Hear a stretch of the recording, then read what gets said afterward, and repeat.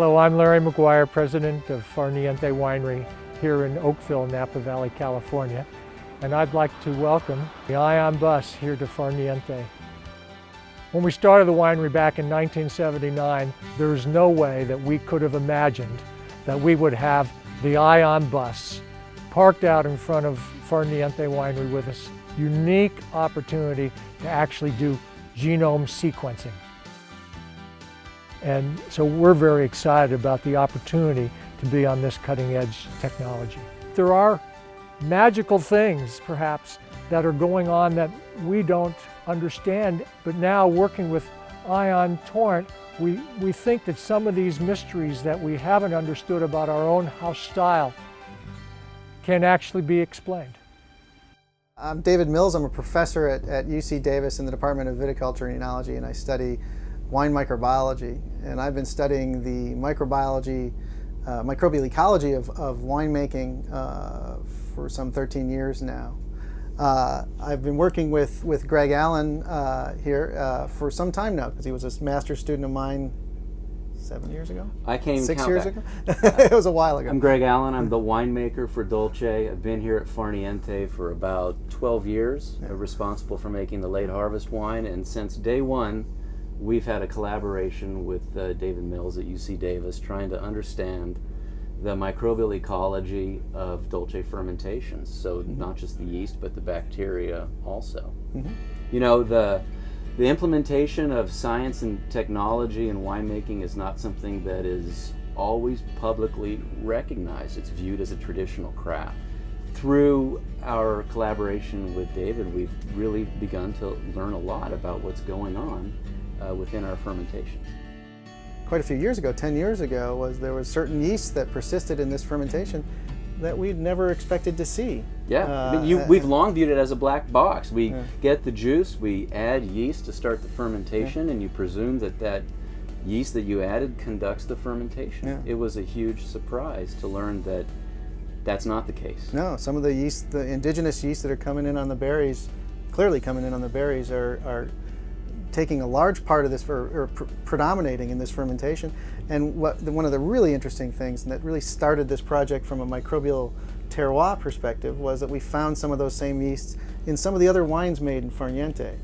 So that tells me, or suggests to me, that maybe that when you bring microbes into a winery, that they start to permeate through the winery and populate other fermentations, and really get at an idea of terroir, an idea of that a winery is going to have its own special microbial consortia that interact with their wines. And I think we have some data to suggest that. And it's one of the reasons we're doing this project.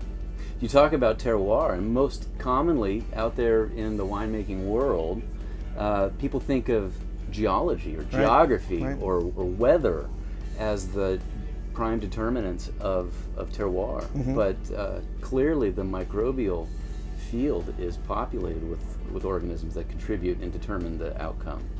I think this is going to be the next big series of information that spills out on wines in the next bunch of years, where people are using next-gen tools and studying the microbial ecology of grapes to wine, and really starting to find out what patterns are specific to wineries, or specific to regions, or specific to weather patterns, you name it. You know, I think it really is going to move forward in that way. Having access to this technology is wonderful. Hi, I'm Jason Afferty, Director of Field Applications Scientist at Ion Torrent.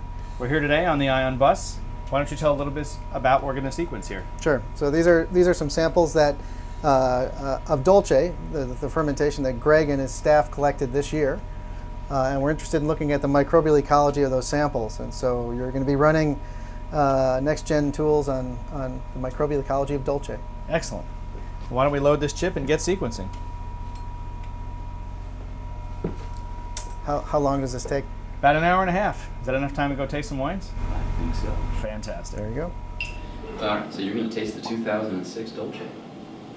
After a rain as little as 1/10 of an inch, the vineyard just explodes in botrytis. The berries turn from green to pink, which is the indication that the botrytis has invaded the berries. The goal for the mold is to perforate the berry skin, so that with warm, dry weather after that, you encourage the evaporation of water out of the berry. And with the evaporation of 1/3 of the water, you have concentration of the flavors and sugar, importantly. So we can ferment the wine to an appropriate alcohol-sugar balance at the end of fermentation. Guys, we got the preliminary analysis. We got about 1.5 million library reads.